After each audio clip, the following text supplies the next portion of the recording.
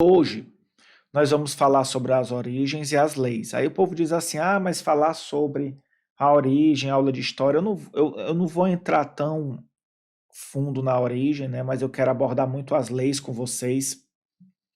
Por quê? Porque as leis do Eneagrama, elas não são apenas teorias, elas são super aplicadas na prática da nossa vida. Quando a gente entende as leis, a gente já consegue ter uma visão prática do negócio, ter uma clareza de como é que a gente pode mudar a nossa vida só com a compreensão disso. Ainda mais pelo momento que nós estamos passando hoje em dia, de muitos desafios, de muitas, né, dificuldades. É importante a gente entender esses movimentos internos para que a gente possa lidar com todos os desafios que a vida está trazendo aí para a gente. Então, vamos entender um pouco dessa origem do Eneagrama. O Eneagrama, ele é uma união de várias correntes de pensamento. O que a arqueologia nos traz hoje como resquícios, né, mais antigos do Eneagrama remontam ali a uns 2.500 anos, que é muito forte a presença dele no Egito. Nós vamos entender que isso aconteceu meio que por um movimento histórico. Um movimento histórico quando Alexandre o Grande fez uma coisa que para a época era inédito. Ele saiu conquistando várias terras, construindo um império gigantesco. Até então não era nada inédito, todo mundo matava uns aos outros mesmo e todo mundo saía construindo império. Era a vida do povo, era fazer isso. Mas o inédito foi porque Alexandre ele teve uma visão de ampliar e permitir que essas fronteiras fluíssem, né, sem muitas restrições. Tudo, ele dizia, se tudo é meu império, então as pessoas podem ir e vir à vontade. E isso sim foi um divisor de águas. Por quê? Porque normalmente, quando um império conquistava o outro, eles costumavam a destruir a cultura local, a religião, os saberes locais e escravizar a população. É de praxe, os romanos eram peritos em fazer isso, então nem se fala, né? Mas a gente percebe que Alexandre ele era visionário, então ele chegava nos lugares, conquistava a terra e devolvia a terra para os seus líderes e tornava eles sátrapas. Então, ele tornava eles os responsáveis ainda pela terra. Isso chocava, né? Principalmente os mais próximos de Alexandre, mas isso era muito estratégico. Por quê? Porque evitava que as famílias que estavam no poder se rebelassem contra ele. E no fundo, Alexandre ele não queria era um império, ele queria a aventura, né? Ele queria a conquista, ele queria o legado. Alexandre tem traços fortíssimos de um 3 do Eneagrama, então ele provavelmente estava em busca deste legado, desta grandeza, né? Que muitos 3 buscam. Então, a gente percebe isso, a gente percebe que o Alexandre ele foi revolucionário nesse sentido. Ele trouxe a possibilidade de vários sábios diferentes conversarem. E foi isso que aconteceu. A gente teve a união de várias sabedorias. E aí vieram os gregos, né, com o conhecimento da lei do 3, a lei do triângulo, que deu origem à trigonometria. Muitos eram discípulos de Pitágoras, né? Chamado também os pitagóricos. Naquele tempo, quando a pessoa era sábia, ela era sábia por inteira, ela não era sábia pela metade. O que eu quero dizer com isso? A pessoa ela estudava, era matemático, físico, médico, astrólogo, astrônomo, era tudo numa vez só. Hoje a gente não dá nem conta de uma única área de conhecimento, né? Aí eu fico sempre me perguntando, o povo era mais inteligente, a gente é mais burro, é porque o ensino era diferente, né? É sempre essa reflexão. Mas eles sim, eles eram 1000 coisas ao mesmo tempo. Então, veio a lei do 3, que eu vou explicar cada uma, que é originada do triângulo, originada desse triângulo que trazia a ideia da trindade. Na época não era trindade como a gente entende, mas eu vou explicar como é. A gente vai ver que tem a Hexade,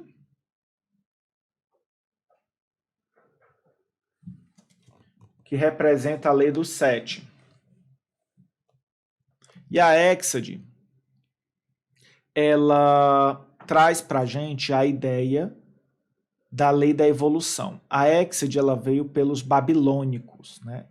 Ela veio através da cultura babilônica, que também eram exímios matemáticos. E esses povos, eles explicavam o conhecimento do universo através do eneagrama. Então é muito importante a gente entender uma coisa. O eneagrama que vocês entendem hoje, que talvez estejam buscando aqui hoje, ele é apenas uma pequena parte do que é o eneagrama.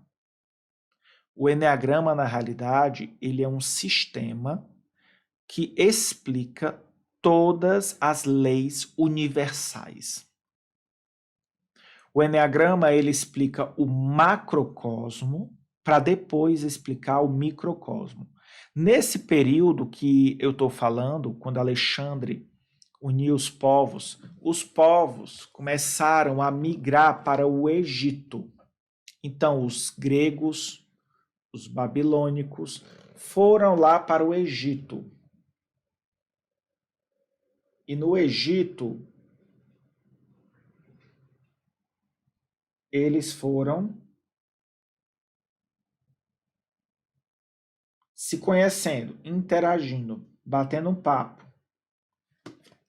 E no Egito a gente teve a lei dos 9. Né? A lei dos 9. Eu vou mostrar como é que essa lei dos 9 surgiu. O que acontece é o seguinte. Para o Egito, lá no Egito, com os que eram também grandes matemáticos, a gente percebe que eles já usavam essa sabedoria para criar muitas coisas. Eles criaram as pirâmides, eram astrônomos muito hábeis. E eles trouxeram a possibilidade de congregar todo mundo em Alexandria do Egito. A antiga biblioteca de Alexandria se tornou no mundo o polo do conhecimento. Eu costumo dizer que era o Google da época. Então, se você pensa no Google hoje, pensa na biblioteca de Alexandria. Era onde as pessoas iam para encontrar a resposta para o que não tinha resposta. Por quê? Porque haviam várias culturas compartilhando conhecimentos nessa época. E o mais interessante é que eles começaram a interagir entre si, na busca de explicar o universo. Então o Eneagrama ele começou a existir para explicar o macrocosmo, o universo. Então, através da geometria sagrada, através de várias outras áreas do conhecimento, a gente percebe que os sábios buscavam explicações de tipo, por que as coisas são assim? Quem vem antes, né? O Sol que segue a Lua, a Terra que segue o Sol, ainda tinha essa dúvida, né? Como é que funcionava tudo isso? E aí eles traziam essa reflexão na busca de entender as coisas. E o Eneagrama começou a vir como essa sabedoria que nos explicava as coisas. E aí eles disseram, os gregos diziam, tudo que existe sobre a ação de 3 forças, que é a lei do 3. A lei do 3, ela explica que tudo está sobre a ação de 3 forças. Presta atenção no que eu vou te dizer, porque tu vai ver isso na tua vida prática. Então é assim, eles diziam, tudo está sobre a ação dessas 3 forças. A força ativa, a força passiva e a força neutralizadora. Ou a força da criação, reação e do equilíbrio, né? A força ativa, a força passiva e a força neutralizadora. Então aí a gente percebe como é que age na nossa vida. Os gregos diziam que existia este equilíbrio, que haviam 2 forças antagônicas que eram equilibradas por uma terceira. Na nossa vida, como é que isso se aplica? Eu poderia aprofundar muito mais nessas leis a nível de entendimento cósmico, mas eu acho que o nosso foco aqui não é entender o cosmo. O nosso foco aqui é entender o eneagrama das personalidades. Que o eneagrama das personalidades, que é exatamente esse símbolo já completo, ele traz a ideia de que nós temos dentro de nós essa mesma todas as regras que funcionam fora funcionam dentro de nós. O eneagrama das personalidades, ele é a união de todas essas correntes aqui. Nós vamos ver como é que esses símbolos se completam. Então, automaticamente, esse símbolo ele é a união desses vários. A gente tem o triângulo, ó, você pode ver o triângulo. A gente tem a hexade, aqui, que é este símbolo aqui. E a gente tem o círculo. Então, o que acontece? O eneagrama, como um todo, ele explica os porquês do universo, os porquês da vida, os porquês das coisas. E aí, automaticamente, quando a gente olha para fora, a gente começa a entender tudo, mas quando a gente olha para dentro, a gente começa a ver de onde vem toda essa compreensão. E os sábios, eles começaram a ter esse movimento de dizer, nossa, que interessante. O que funciona fora, funciona dentro. O macrocosmo, o microcosmo, ou seja, o meu mundo interno, é um reflexo desse macrocosmo. Ele é influenciado por essas leis do mesmo jeito. Então, tudo que eu vou explicar para vocês aqui em relação às leis, elas foram pensadas primeiro para o macrocosmo, para a ideia dos planetas, da existência, da vida. Só que eu vou trazer para vocês numa percepção de microcosmo, de eneagrama das personalidades. Que este eneagrama das personalidades, ele foi traduzido dessa maneira, ele foi colocado para a gente hoje através da evolução que alguns outros grandes nomes do eneagrama foram proporcionando para a gente. O primeiro deles foi o Gurdjieff, que trouxe o eneagrama para o Ocidente, só que ele não ficava ensinando eneagrama. Ele fazia as pessoas experimentarem o eneagrama. Tanto que ele fundou uma escola muito famosa que até hoje existe, a Escola do Quarto Caminho. E as pessoas, através da música, da dança, ou seja, elas iam percebendo a existência, a influência dessas forças dentro delas e como elas poderiam gerar um equilíbrio interno. Só que o Gurdjieff ele não ficou sistematizando o eneagrama como a gente conhece, ele fazia as pessoas vivenciarem e elas iam tomando consciência das coisas. Oscar Ichazo veio depois, em 1970, e trouxe de novo o eneagrama. Só que ele levou para o Chile, começou a montar um centro de estudos lá em Arica, e ele começou a difundir esse conhecimento com várias pessoas conhecidas, que no caso eram psicólogos, psiquiatras, pessoas da área da saúde mental. E aí e alguns curiosos. E aí automaticamente, desse grupo de estudos, dessa metodologia, foi surgindo o eneagrama das personalidades, onde eles foram fazendo uma correlação do que eram os conceitos do eneagrama com a psicologia na época ainda muito recente, né? Principalmente na perspectiva da psicanálise. É tanto que vocês vão ver que tem muitos conceitos do eneagrama que vieram da psicanálise, como o mecanismo de defesa, né? A gente vai ver que tem vários outros movimentos também. Então, esse eneagrama que a gente estuda é derivado disso, principalmente de um dos grandes nomes, que é o Cláudio Naranjo, que foi um cara fantástico, né? Um educador, ele também era da área da saúde, e ele trazia para a gente uma... Ele também era da saúde mental, gente, era psicólogo, tudo, psiquiatra. E ele trazia para a gente uma sistematização desse conhecimento. Ele foi um dos grandes nomes que sistematizou isso e que começou a conectar as coisas. conectar os conceitos dessa psicologia com o conceito do eneagrama. Porque o eneagrama, ele era aprendido através de experiências vivenciais. Então você ficava ali 40 dias no deserto aprendendo eneagrama, vivenciando eneagrama. No deserto que a gente fala não é no meio do deserto, né? Isso aí é porque a Arica lá é seco, mas você ficava lá no lugar isolado, muitas vezes em retiro, trancado, aprendendo isso. E daí você ia dando nome para os processos internos que aconteciam. Só que eles viram que isso não era viável. Como é que no Ocidente as pessoas iam parar 40 dias para ficar num retiro de 40 dias? O povo não consegue ficar 40 minutos numa live, como é que vai ficar 40 dias no deserto?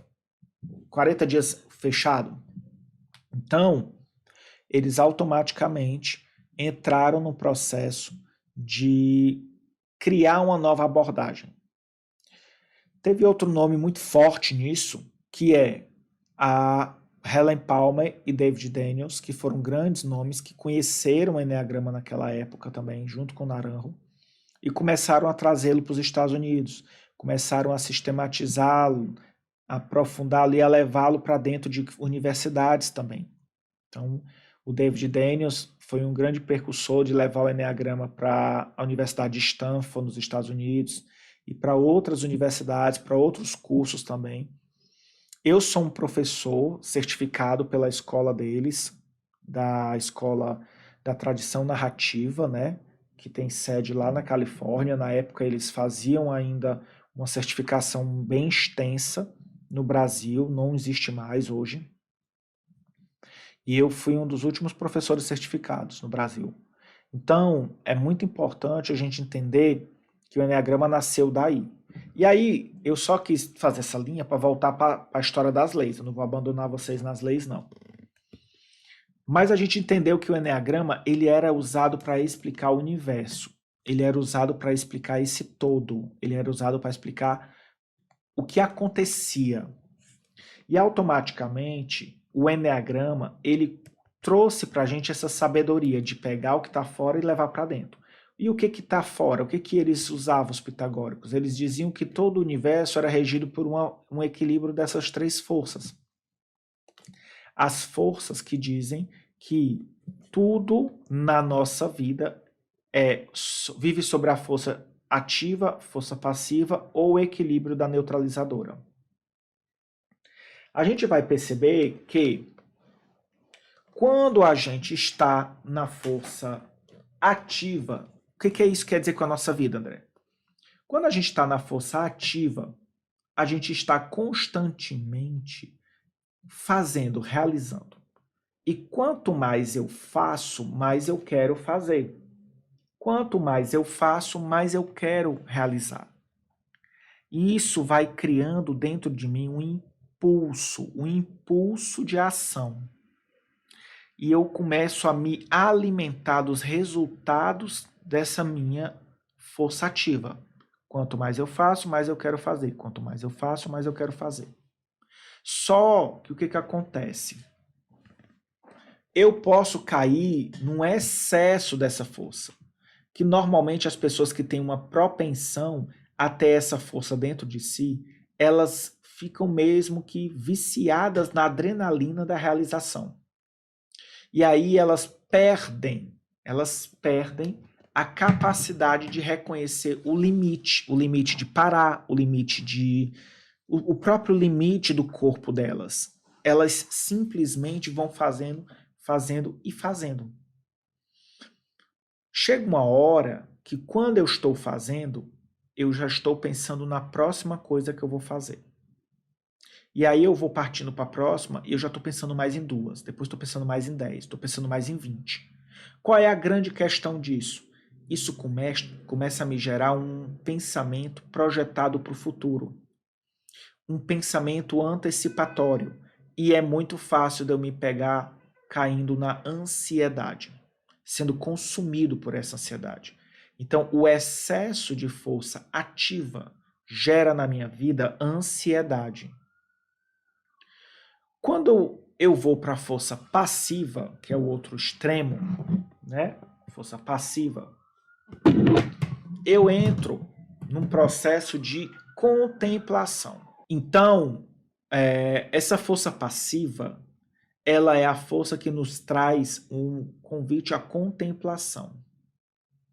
E contemplar para quê, André? Contemplar para eu olhar os resultados daquilo que eu realizei e decidir qual o melhor caminho, qual é o melhor passo que eu tenho que dar daqui para frente. Para onde é que eu tenho que direcionar minha energia para ter mais resultado? Isso é contemplar. E contemplar também é ter tempo para recarregar as energias, para voltar a fazer depois e fazer melhor. Então, naturalmente, a força contemplativa ela é muito importante. Só que o que vai acontecer na nossa vida? Se eu começo a parar na minha vida de fazer as coisas e começo a contemplar, no primeiro momento é ótimo, é legal, depois eu contemplo de novo, aí é muito legal. Aí o que vai acontecendo? Antes eu estava aqui, ó, no momento presente, contemplando aquilo que eu estava fazendo.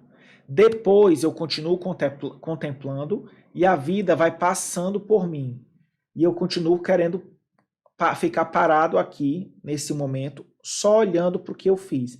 E a vida vai seguindo. Então, no começo, eu estava contemplando uma atitude, algo do meu momento presente. Agora eu estou contemplando apenas algo que é do meu passado, porque eu já não estou fazendo nada. A vida está seguindo e eu continuo parado. Então eu começo a voltar muito só para o passado. Ai, quando eu fazia isso? Ai, quando era assim? Quando eu era jovem? Quando eu estudava no colégio, eu fazia 10 coisas ao mesmo tempo. Quando eu era não sei o quê. E eu começo a me flagrar que eu entro num processo de ficar excessivamente voltado para o que eu fiz. E a vida vai seguindo e o meu discurso vai mudando. O meu discurso vai se tornando uma espécie de saudosismo. Vai se tornando uma narrativa de coisas que eu fiz e coisas que eu poderia ter feito, já que a vida passou por mim, né? A vida passou, então eu olho para o que eu fiz e olho para o que eu poderia ter feito, que é o que ficou aqui, esse gap. A vida seguiu em frente. Então, automaticamente, vocês percebam que o excesso dessa força passiva, ela pode gerar uma frustração, ela pode gerar uma depressão, que é um excesso de passado, é um excesso de ficar se lamentando, olhando para o que foi e para o que poderia ter sido, e isso vai minando dentro da gente a energia de fazer, porque quanto mais distante a vida vai, quanto mais a vida caminha, mais eu vou ficando com aquela sensação de que passou, a vida passou, e eu agora não consigo mais, não vale mais a pena, não dá mais. Então, automaticamente, a força passiva, ela gera isso. Então, automaticamente eu vou ter excesso de força ativa, ansiedade, excesso de força passiva, depressão. Então, essa força neutralizadora é a que nos ajuda a equilibrar isso. A gente vai entender que o Eneagrama, ele é uma coisa que, como já é milenar, as várias culturas falavam da sabedoria do Eneagrama. Essas sabedorias, refletidas no triângulo, na hexade e no círculo, a gente vê que elas já existiam há milhares de anos. Elas não eram tão bem explicadas dessa maneira porque não havia a sistematização desse ensino. Então, o que acontecia? Antigamente, os sábios usavam muito as metáforas para explicar essas sabedorias. Cristo foi um dos maiores nomes no mundo que fez isso, que falava em metáforas, né, em parábolas. Então, os sábios de antigamente, eles falavam em parábolas, em metáforas, até para ver se o discípulo estava pronto para entender, se a mente do discípulo estava evoluindo. E também porque a metáfora fala com o inconsciente, né? Se eles sabiam disso ou não, não sei, mas o que acontece? Existem muitas metáforas que explicam essas leis na prática. Então, uma dessas grandes metáforas que explicam essa lei é o livro de Gênesis, que é um livro antigo, né, do Antigo Testamento, que ele perpassa várias religiões, né, transitam ali os cristãos, os judeus. Então, a gente vai ver que muitas pessoas durante muito tempo usaram o livro de Gênesis como uma referência do que seria o início da humanidade, né? A metáfora do Adão, da Eva, do Caim, do Abel, do jardim do Éden. Só que eu quero traduzir essa metáfora para que vocês entendam ela à luz do Eneagrama.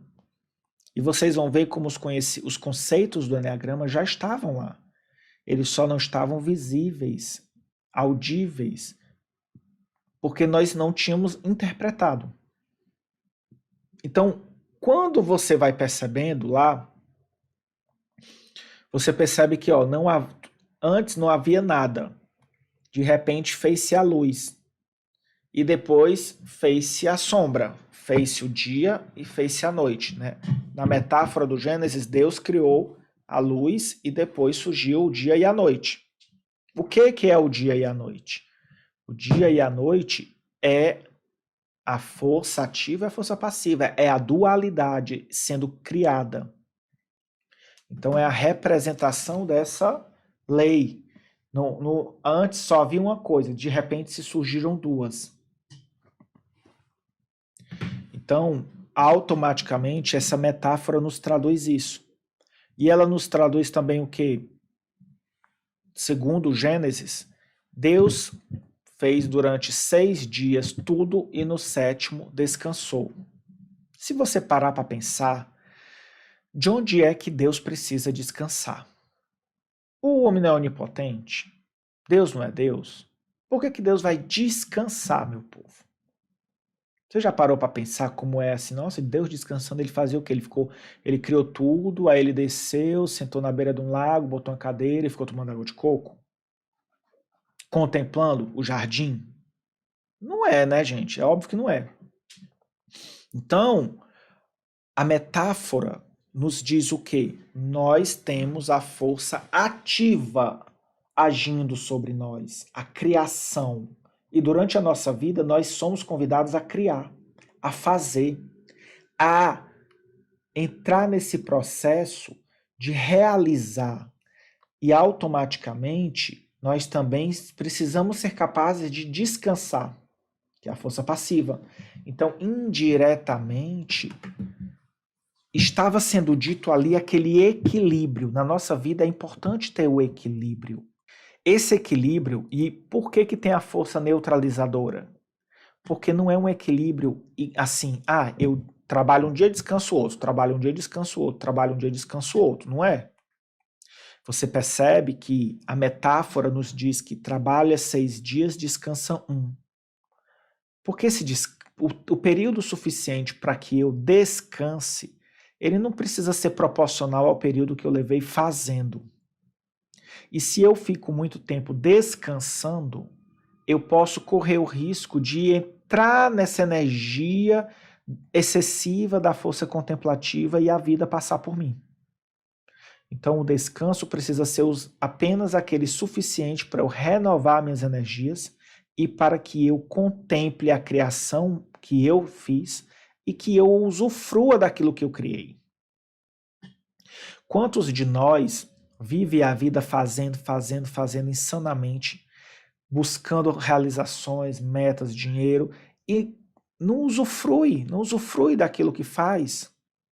E aí, quando acontece uma situação de ficar doente, alguma coisa, aí percebe, meu Deus, o que aconteceu? Eu passei a vida toda correndo atrás de alguma coisa, esta alguma coisa, não sei que coisa era essa, porque a coisa passou e eu fiquei. E agora quem vai usufruir disso são meus filhos, minha mulher, meu marido, as outras pessoas que ficaram. Então, é importante a gente fazer, mas a gente contemplar. Então, a lei dos 3 nos diz isso.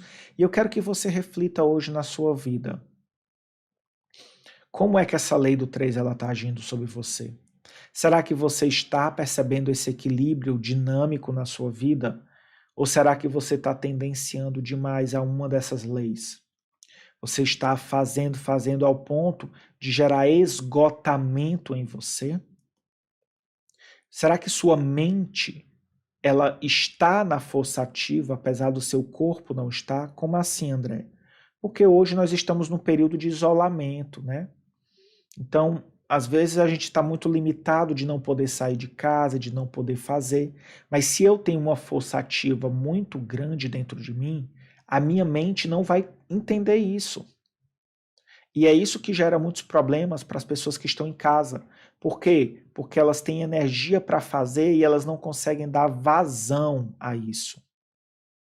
E aí onde é que entra, André, o equilíbrio? O equilíbrio entra pegando um pouco da força passiva para gerar essa neutralidade. E aí como é que eu faço isso? Eu posso meditar, né? A meditação me ajuda a ter esse exercício de parar e de canalizar essa energia que está na mente de uma forma construtiva. Então, é importante você entender que o parar e o contemplar não necessariamente tem que ser parar e levantar as pernas para o ar. Então, se você se percebe muito ansioso, muito ansiosa, busque esse equilíbrio. Ai, André, eu já estou ao contrário, já estou muito na força contemplativa.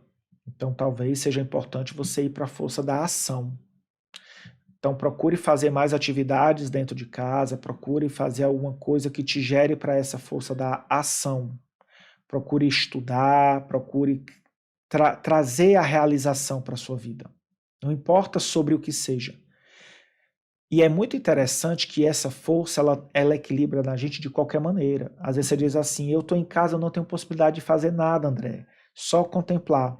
Não, se você pegar e tirar um dia para poder você lavar a casa, lavar as louças, lavar a roupa, já é uma maneira de você estar realizando a força ativa. E se você está trabalhando home office, naturalmente você está na força ativa, porque a força ativa é a força também da criação da mente, né? De entender, de compreender. Eu não preciso estar correndo. Só reflete sobre o equilíbrio. O equilíbrio. O Eneagrama, ele é essa grande bússola, esse GPS, que ele vai nos guiando em direção ao equilíbrio. A outra lei fundamental é a lei dos 7, ó. A Hexade. A Hexade, ela representa o quê? Ela representa que nós temos um processo de evolução descontínua. Eu costumo chamar a lei do 7 de a lei da evolução descontínua. Por que a lei da evolução descontínua? Porque a lei do 7 ela nos diz que nós passamos por choques na nossa vida. E que esses choques são importantes para a gente evoluir. Olha como uma lei completa a outra. Eu falei da lei do 3 e agora eu estou falando da lei do 7. O que são esses choques? Se você olhar para o Eneagrama, olha para o símbolo do Eneagrama aqui atrás de mim. Se você olhar para o Eneagrama, você vai ver o quê? Você vai perceber que nós temos o ponto 1 do Eneagrama, nós temos o ponto 2 do Eneagrama. Esse ponto 1 e ponto 2, ele faz parte do mesmo símbolo, da Hexade. E aí tem o ponto 3 do Eneagrama. Só que o ponto 3 do Eneagrama, ele faz parte do triângulo. É como se fosse, se eu pegasse o triângulo que eu desenhei e colocasse aqui em cima. Entendeu? Olha geometricamente, existe esse símbolo e tem um triângulo colocado sobre ele. Então, a lei do 7, quando eu entendo ela na perspectiva do Eneagrama, eu digo assim, existe uma criação, existe uma evolução, só que daqui para o próximo ponto que toca o círculo, tem um grande espaço, porque é como se para a lei do 7 não existisse esse ponto 3. É como se daqui para cá eu tenho que dar um grande salto na minha vida para encontrar o próximo estágio da minha evolução. Então, eu começo as coisas, eu aprendo nas coisas e de repente eu tenho que dar um grande salto de compreensão para poder eu conseguir chegar nesse próximo estágio. Aí acontece a mesma coisa com o 5. Aí eu dou um salto, eu evoluo, aí depois eu continuo amadurecendo, aí eu vou ter que dar um outro grande salto para chegar lá no 7, porque o 6 não está aqui, depois o 8, e assim sucessivamente. Esses saltos que a gente dá são chamados de choques. A lei do 7, ela diz que nós estamos numa constante evolução e em algum momento a gente tem os choques na nossa vida. O que são os choques? São também chamados os saltos evolutivos. Bom, lembrando que eu disse que o Eneagrama ele funciona para explicar as leis universais, então eu vou ajudar você a entender isso com outra metáfora, né? Por exemplo, se você olhar para o planeta Terra, o planeta Terra como sendo uma pessoa, um organismo vivo. O planeta Terra, ele passou por isso. No começo, ele foi criado, de repente, ele surgiu, houve a criação, houve o Big Bang, houve a formação do planeta, depois começou a haver a evolução, gases, toda aquela criação do ambiente no planeta Terra, a atmosfera, os mares, oceanos. Depois, o planeta Terra deu um grande salto quando ele criou a vida. E aí começou a surgir a vida. E aí a gente percebe que surgiu a vida, os protozoários, viraram os dinossauros com a grande evolução que teve, E aí depois dos dinossauros houve um outro grande choque. Houve o meteoro que caiu. E aí matou a grande fauna jurássica lá. Aí surgiu os grandes mamíferos ficaram existindo, vivendo. Aí de repente houve um outro choque. Houve a era glacial, a era do gelo, matou grande parte da grande fauna. E aí continuou a pequena fauna, foi vivendo a pequena fauna, surgiu os homos, Homo erectus, Homo florensis, Homo neandertal, as várias espécies de homens. Não sei se você sabe, mas eu estou lendo um livro fantástico lá da minha especialização em psicologia, que é chamado Sapiens. E ele fala sobre a história da humanidade. E já existiram no mínimo 6 espécies de homens. A gente acredita que o Neandertal é um antepassado nosso, mas não é um antepassado nosso. Era uma outra espécie de ser humano. Assim como o Homo erectus era uma outra espécie. Eles fazem parte da mesma família Homo, mas não é igual a gente. Nós somos Homo sapiens. E aí surgiu os homos, e aí o Homo sapiens cresceu. Foi um outro grande choque para a Terra que ela está se recuperando até hoje, a pobre da Terra. Então, o planeta Terra passou pelos choques. As leis do Eneagrama representam esse choque no macrocosmo. E na nossa vida, como é que isso funciona, André? Isso funciona da seguinte maneira. Eu começo um relacionamento amoroso. Vou trazer uma metáfora para o nosso dia a dia, para o nosso cotidiano. Como é que essa lei do 7 funciona?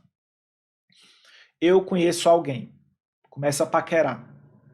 Paquera vai, paquera vem, crush, aquela empolgação. De repente eu namoro com a pessoa. Aí começa a namorar, tal. E aí vai evoluindo esse relacionamento. Aí vem aquelas primeiras brigas, né? A briga de um ano. Tá no namoro, mas briga.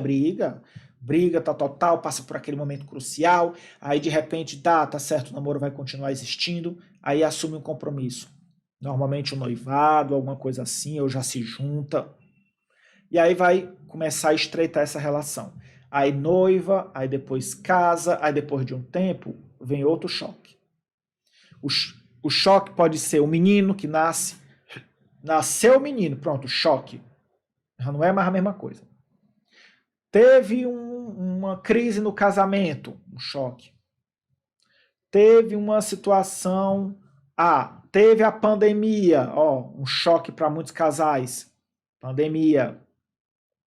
Então, quando acontece algo, aquilo gera uma proposta de evolução. Os choques, eles não são desgraças que acontecem na nossa vida. Os choques são pontos para nós evoluirmos. Então, é por isso que você precisa tirar a ideia de que o choque no Eneagrama necessariamente tem que ser algo ruim. Não é isso que o Eneagrama nos ensina. Os choques são situações da vida que nos vêm fazer evoluir. Então, essas situações, elas vêm, pode ser desde o nascimento de uma criança, que é uma bênção na vida do casal, mas que não deixa de ser um choque. Quem é mãe sabe. Não adianta dizer que sua vida é a mesma depois que você teve um menino. Então, é maravilhoso? É maravilhoso. É a coisa mais maravilhosa do mundo, é a coisa mais linda do mundo, mas é um choque mesmo assim, simples assim. Então, nascer um menino é um choque. Então, ficar de uma hora para outra pobre é um choque, a pandemia é um choque. Então, esse choque ele vem para nos dizer o seguinte: o que que você precisa aprender? O que que você vai tirar de aprendizado disso? Como é que a gente vai evoluir? No caso da pandemia, é uma evolução como humanidade, como um todo, né? O que que nós, como humanidade, precisamos evoluir? Mas a lei dos sete nos diz isso. E é isso que eu quero que você olhe para a sua vida hoje e você pense: será que eu estou passando por algum choque na minha vida? Seja uma situação financeira desafiante, seja uma situação no casamento, seja uma situação com meus filhos. Qual é essa situação? André, e como é que eu consigo transformar esse choque em algo positivo, em algo construtivo na minha vida? Como é que eu pego esses desafios que eu estou vivendo e amadureço através deles, para evitar ficar preso neles? Simples assim. Você vai fazer sempre duas perguntas diante de qualquer choque que você passar. A primeira pergunta é: como é que você chegou nessa situação? O que que você fez, ou melhor, o que que você fez ou não fez que te trouxe até essa situação? André, mas vamos supor que o choque que eu estou vivendo hoje é que eu estou sendo traída pelo meu marido.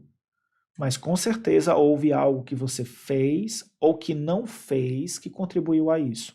Eu não estou dizendo que a traição, no sentido da pessoa buscar uma outra pessoa, tenha sido sua responsabilidade totalmente. Mas às vezes a nossa responsabilidade é que a gente, sei lá, a gente não quis enxergar, às vezes a gente não estava atento na nossa relação, às vezes a gente estava tanto nas obrigações que a gente perdeu o encanto. Às vezes a gente deixou que a relação fosse responsabilidade só nossa, não trouxe a outra pessoa para a relação, não sei. É você que tem que saber. O que importa é tudo tem uma parte nossa. Eu não estou dizendo que nós somos totalmente responsáveis por tudo, que nós temos uma parte dessa responsabilidade. Então, a primeira coisa é a gente admitir qual é a nossa parte nessa responsabilidade do que está acontecendo. Porque sem isso não vai haver aprendizado e sem isso não vai haver mudança. Ai, André, tem muita gente que diz assim: qual é o seu aprendizado? Não funciona essa pergunta, sabe por quê? Porque quando a gente faz essa pergunta para uma pessoa que acha que está sendo vítima na situação, ela vai dizer: meu aprendizado é que nunca mais eu vou me relacionar com ninguém. Meu aprendizado é que agora eu vou chifrar todos os homens, todas as mulheres que eu me relacionar. Meu aprendizado agora é que eu vou ser a pessoa mais nojenta que existe. Eu vou pisar no pescoço de todo mundo nas relações. É para aí que o povo leva. Por isso que a pergunta do aprendizado, principalmente se envolver uma questão de uma dor emocional, não é a mais indicada. A mais indicada é você refletir qual foi a sua responsabilidade que te levou até aquele momento. Porque aí eu não vou poder me vitimizar e não vou poder fazer do outro um grande vilão ou a grande vilã. Eu vou olhar para a única coisa que eu posso mudar, que é o meu comportamento. Então eu vou ser obrigado a dizer: mas o outro não presta. Tá, o outro não presta. Mas o outro é safado. O outro tá bom, tudo bem, pode ser. A outra é mau caráter. Ótimo, ótimo. Então, não adianta você. A pessoa pode ser tudo isso. Não vai mudar porque você quer agora. Você pode deixar de ser besta, você pode deixar de ser vítima, você pode deixar de ser uma pessoa que está o tempo todo focando no que está faltando ou fingindo que não está enxergando as coisas. E isso você pode deixar de fazer. Então, a pergunta é, qual é a minha parte nessa situação? E a segunda, o que eu vou fazer de diferente? É para isso que a lei do Eneagrama serve, a lei do 7 do Eneagrama. Não é só para ficar mostrando números e numerologia, não, gente. O Eneagrama, ele tem a coisa do número, mas é uma maneira didática de explicar essas leis. O Eneagrama, ele é algo extremamente prático. E a gente tem que trazer sempre isso para a praticidade da nossa vida. Então é esse exercício que eu quero que vocês façam hoje. Anote aí. Eu quero que vocês peguem esse dia e avaliem a sua vida. Avalie a sua vida, se essa vida está boa, se essa vida está com algum desafio. Olhe para esse desafio e diga qual foi a minha responsabilidade em chegar nesse ponto. E o que eu vou fazer de diferente a partir de agora? Já diz o nome, é diferente, não pode ser a mesma coisa. Diferente. Então, a lei do 7 vai trazer isso para você. E a lei do 9, André? A lei do 9, ela veio dos egípcios, que é os 9 pontos do Eneagrama. Os egípcios acreditavam que o Sol era um deus, o deus Ra, e que ele andava pelo universo passando pelas estações, que eram os planetas, né? Os 9 planetas. Os egípcios acreditavam nessa conexão, nessa evolução gradual da coisa. E eles acreditavam que cada deus representava também uma faceta do divino dentro de nós. Como se nós pudéssemos ter a bênção ou acessar cada um dos dons desses deuses que os egípcios tinham, né? A sagacidade, a beleza, a iluminação, a força, seja lá o que for. E o Eneagrama hoje, como eu ensino, é muito baseado nisso também. Nós temos os 9 tipos do Eneagrama dentro de nós. Às vezes as pessoas dizem, qual é o seu tipo? O seu tipo é o seu tipo predominante.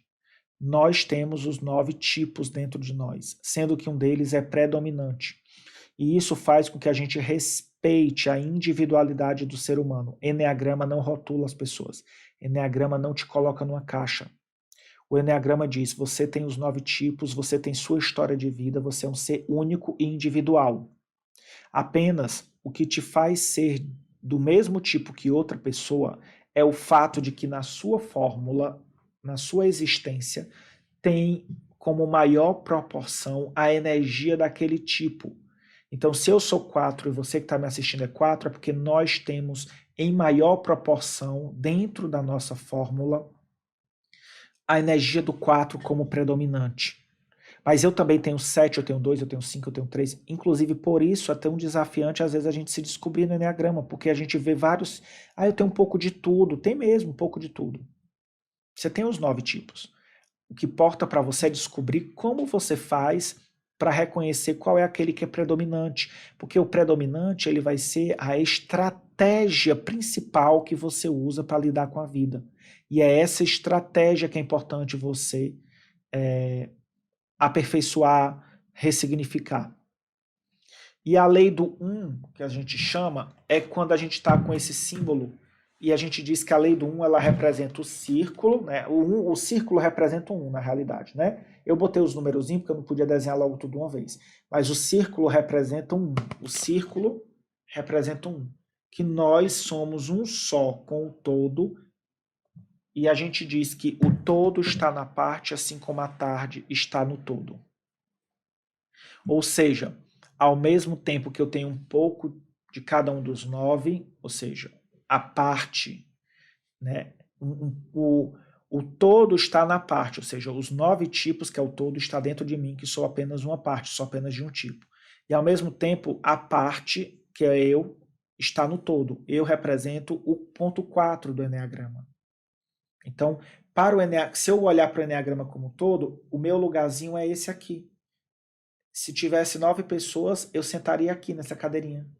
Mas ao mesmo tempo que eu sento nessa cadeirinha, este é o meu lugar de direito no símbolo do Eneagrama, isso quer dizer que eu sou a parte desse todo aqui, deste eneagrama. Mas esse todo todinho também está dentro de mim, mesmo sendo 4. Então a lei da unidade diz que eu sou um com o universo, eu sou um com todo, eu sou um com Deus. Deus está em mim assim como eu estou nele. Então existe essa lei da unidade. Então que a gente possa lembrar que a lei da unidade nos ajuda a entender que nós somos humanidade. Do mesmo jeito que eu sou um indivíduo único, eu também sou parte deste organismo único que é a humanidade. E a pergunta que fica é, será que você tem sido uma parte, uma célula contribuir e que está contribuindo com esse corpo? Será que você tem se sentido como uma célula que é útil para esse grande corpo? Então é isso que a gente precisa lembrar e precisa perceber. Então, gente, a nossa atividade de hoje é parar, olhar para a nossa vida, fazer uma autoavaliação e ver qual é a parte dentro de nós que não está bem e olhar para essa parte e dizer qual a minha responsabilidade nisso. E depois, o que eu farei diferente. Essa é a nossa atividade de hoje.